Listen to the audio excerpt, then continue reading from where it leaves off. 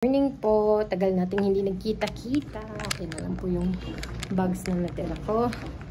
Good morning. Mukha po akong bruha kasi nag-ayos po ako ng toys ni Nitro. Ayan, kasi ililipat ko po yung piano ko dito sa bahay. Tadan! Ilalagay ko yung piano ko dyan. Nandito na po yung mga toys ni Nitro. Yan.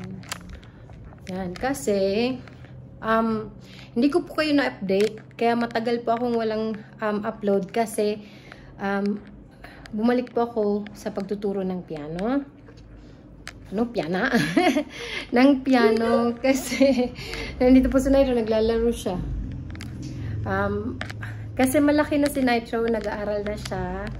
Feel ko na time na para makapagturo ako ulit. Especially kasi hindi na ako namamroblema kay Nitro pag sinasabihan ko siya na I need to go kasi I need to teach piano. Tapos sinasabihan ko siya na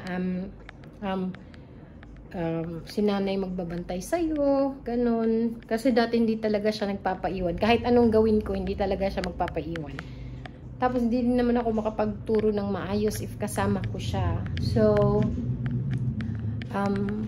yung ginawa ko, kaya, ang dami-dami pong nagko-comment sa comment section ko na, ba't di ka magturo? Sinasayang mo yung, yung pinag-aralan mo, master's degree ka pa naman, etc., etc. Pero, yun po kasi yung reason kung bakit nag-antay muna ako. What happened? What happened? Nagantay muna ako before ako mag-teach ulit kasi gusto ko na okay lahat. Especially kay Nitro na magtuturo na ako ulit. So, ang dry ng lips ko.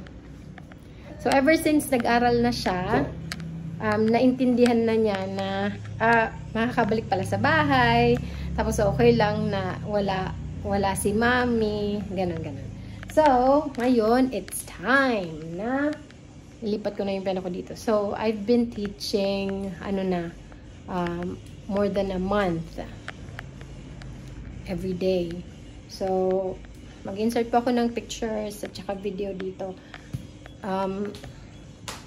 Sa mga students ko. Nagsabi naman ako sa parents nila at saka sa kanila kung okay lang ilagay ko sa socials ko. So, ngayon lang naman para sa video ko na to. So, ito yung nilagyan ng mga toys ni Nitro. So, dito po yung toys ni Nitro ngayon. Wait lang ha. So, wait lang ha. Yung toys na to, mga binigay to ni Lola Tata. Yung iba, regalo kay Nitro. Pero most of this, bigay ni Lola Tata. You say, thank you Lola Tata. I want to write in book. So, I want to write in book. Hey, why are you talking like that? I want to write in back. On your back. No, in your back. No, in is inside. Remember, that's your lesson. You were perfect. Kaya nung gagamit mo ito yan na. Wait. Okay. On. You say on. On. Yes. On is in top on your head. Yes. On is also on top of my head, on top of my back. So eto. Wait. So eto po yung mga laro. Wait, Nitro, wait. Yan po. So, nililipat ko po sila. Hindi ko pa alam kung saan ko sila ilalagay. Ibabox ko muna sila siguro. Uy, no. You're gonna get out, eh. Tapos, para pag gusto niyang maglaro, ilalabas ko yung iba. Like, ano ko siya. Pagsasama-sama ko, segregate ko yung mga dinosaurs lang, yung mga cars lang, ganun. Yun yung plan ko. Tapos, kasi, pag nandito yung piano, upright piano kasi yung piano ko. Kukunin ko doon sa lola ko kasi, linagay ko doon kasi hindi ko ginagamit yun. So, yung pinsan ko, na babae yung gumagamit dati. Pero kasi violin mas pinili niya yung violin na instrument kaysa sa piano. So, binigay ko sa kanya yung violin ko. So, violinist siya. Ako, pianist. So, yun yung kukunin ko na lang kasi hindi na naman niya ginagamit kasi nasa Dumaguete sila, nag-aaral sila. Doon din ako nag-aaral. So, same kami ng school. Doon ako nag-aaral ng college. So, ako, music major ako doon. Sila, kasi twin sila, babae at lalaki. Yung course nila, BS Bio, kasi magme-medicine sila. So, BS Bio yung pre-med nila, tapos mag-medicine sila. Graduating na sila ngayon. So, violin yung gamit niya. So, pwede ko nang kunin ulit yung piano ko. Palagay ko na dito. Peppa Pig. Tapos ito, kasi parang nag-flash siya dyan. Hindi tayo makapag-vlog. Your fan is Peppa Pig. No, I'm not Peppa Pig. No, your friends. My friends are Peppa Pigs. Hala, I'll show Tita Lidit, Tita Rizzy, Tita Maymay, Tita Gladys. Oh my gosh, so many. Tita Klang Klang, Tita Aisa, Tita Annalyn, Daddy Lulu, everyone. Tita Rizzy. I'll show them this video. You call them Peppa Pigs. Lolo. Tito Lolo, not Tito Lolo. Ayan, so, kaya po ako hindi nakapag-upload muna for a while. Kasi, busy ako.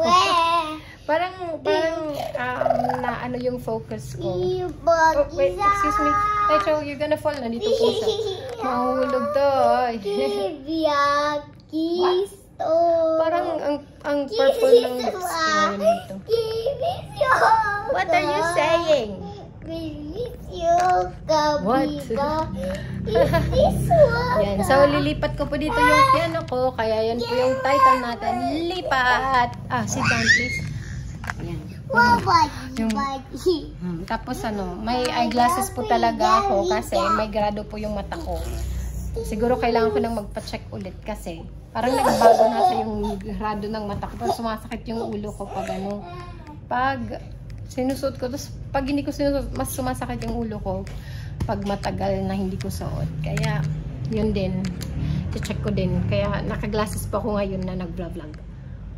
Dati okay lang na hindi ko sinusuot. Tapos natanggal ko matagal. Hindi ko sinusuot. Hindi pa sumasakit yung ulo ko.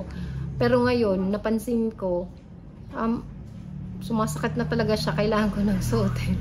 Kasi parang nasusuka ako like after mga siguro hours ba? Mga ganon or minutes lang na hindi ko suot yung glasses ko. Lalo na pag gumaganon, parang feeling ko lumilindol ba? Kaya yun. Ayan, ganito po yung tsura natin. Hindi pa po ako naliligo kasi kailangan kong tapusin to. Kasi plan ko by Monday, yung students ko dito na kami magle-lesson. So gusto ko kasi Saturday ngayon, gusto ko by Monday ready na siya.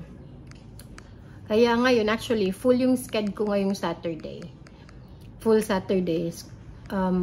Full yung schedule ko from 8:30 until 4 p.m. May mga students ako.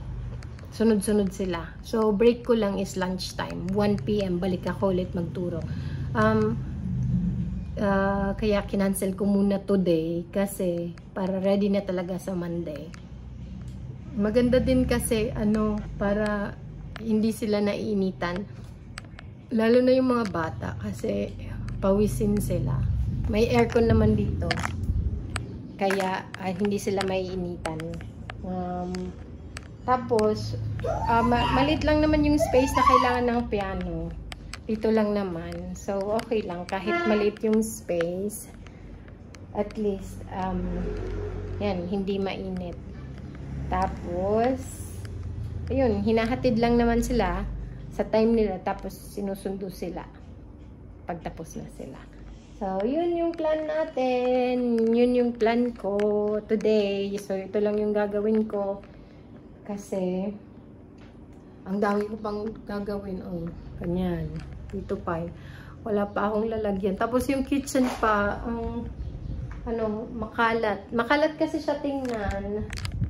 Kasi konti lang yung space. So, kailangan kong magbawas ng mga gamit para less na gamit.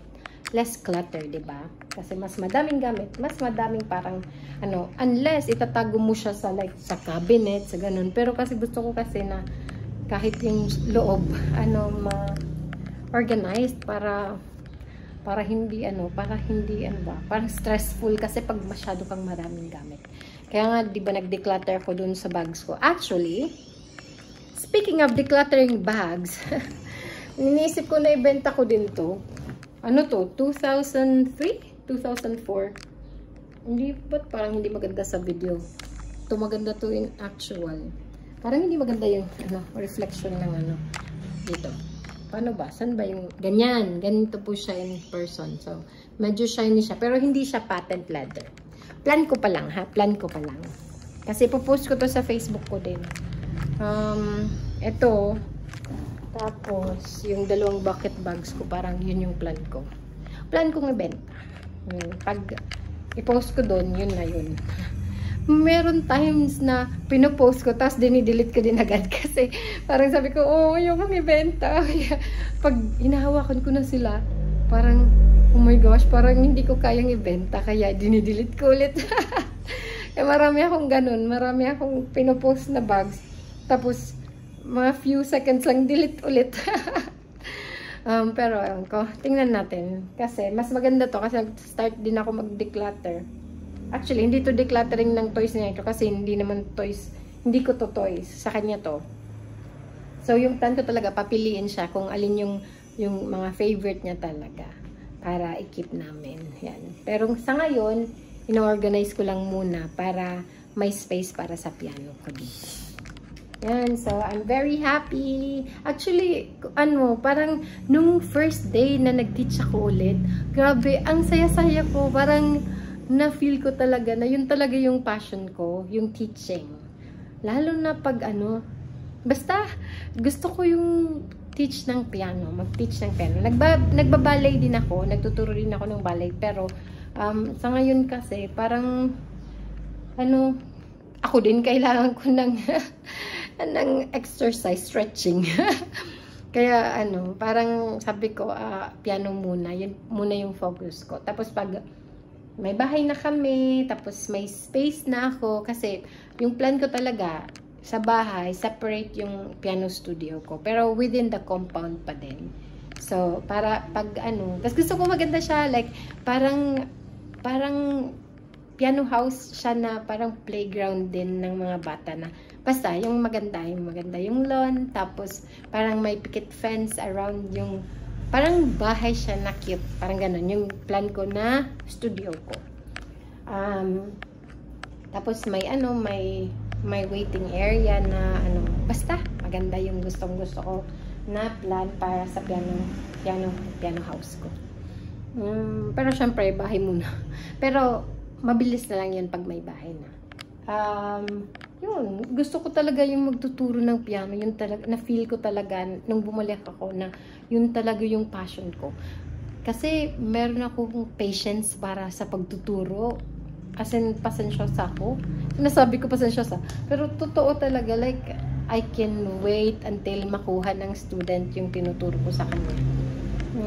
Siguro yun din yung pag sa school kasi may timeline kasi na sinusundan, tapos may exam sila, alam mo yun, kailangan madali talaga na makuha na nila agad, ganyan. So parang pinupush yung students na so yung stress level parang pero pag nagtuturo ka lang, like personal learning lang na walang grades yung bata, like yung piano lesson ko dito, hindi naman kasi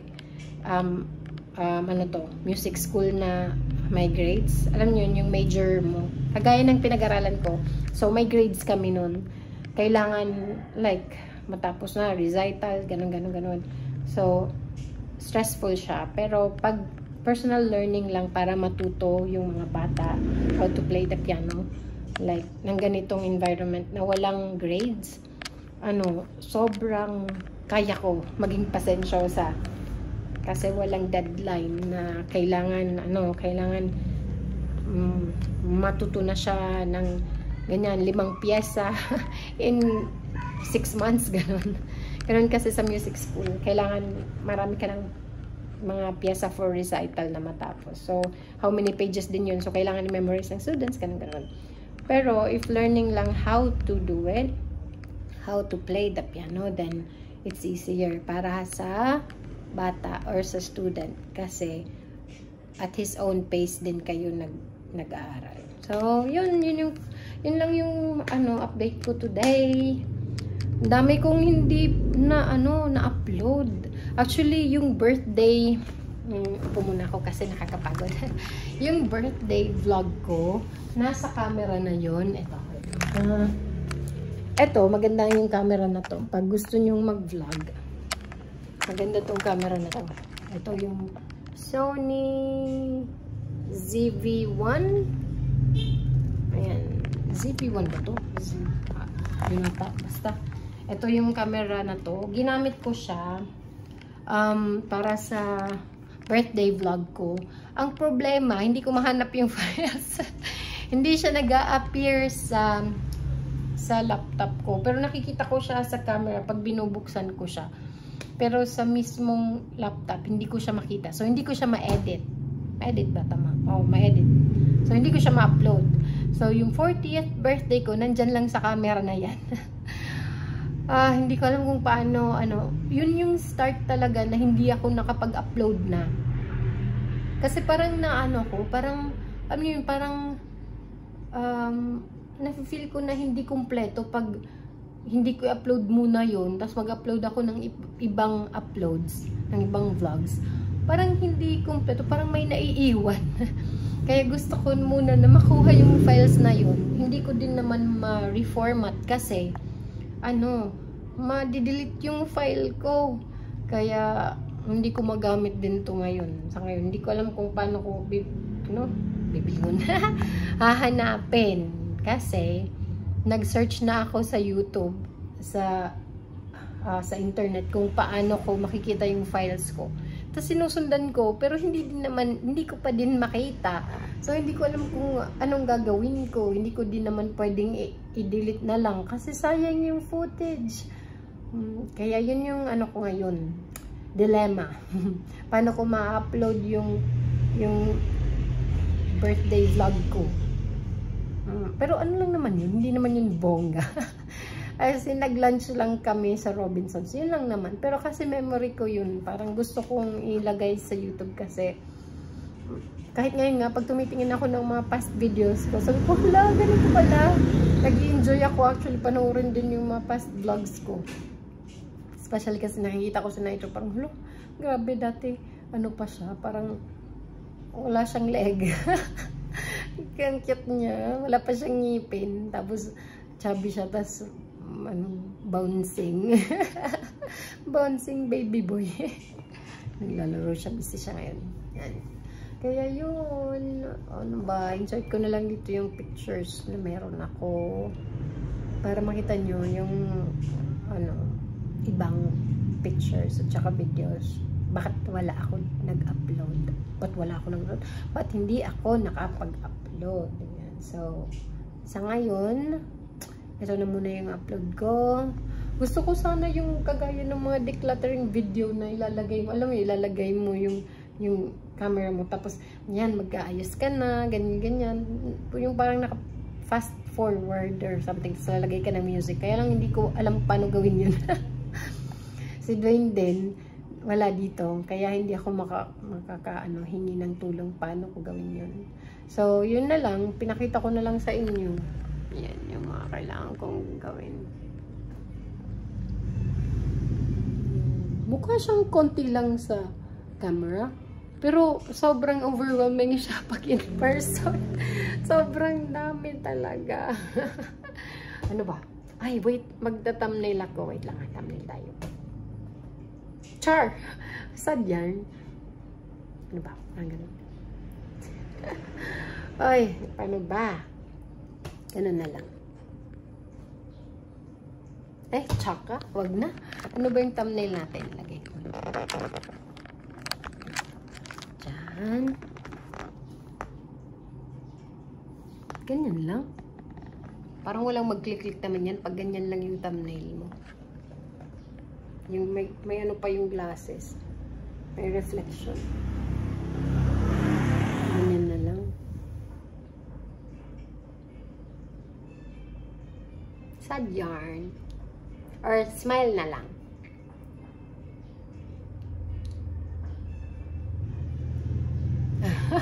Ewan ko ba, parati na lang ganito tayo pag thumbnail. Ang hirap mag thumbnail kaya.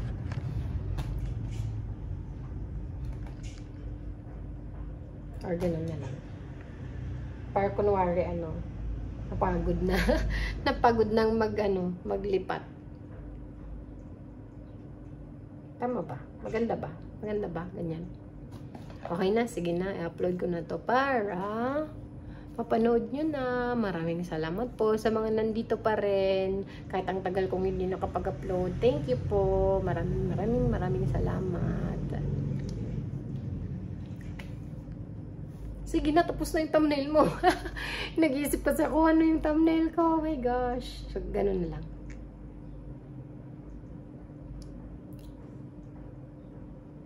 Yan, say bye-bye.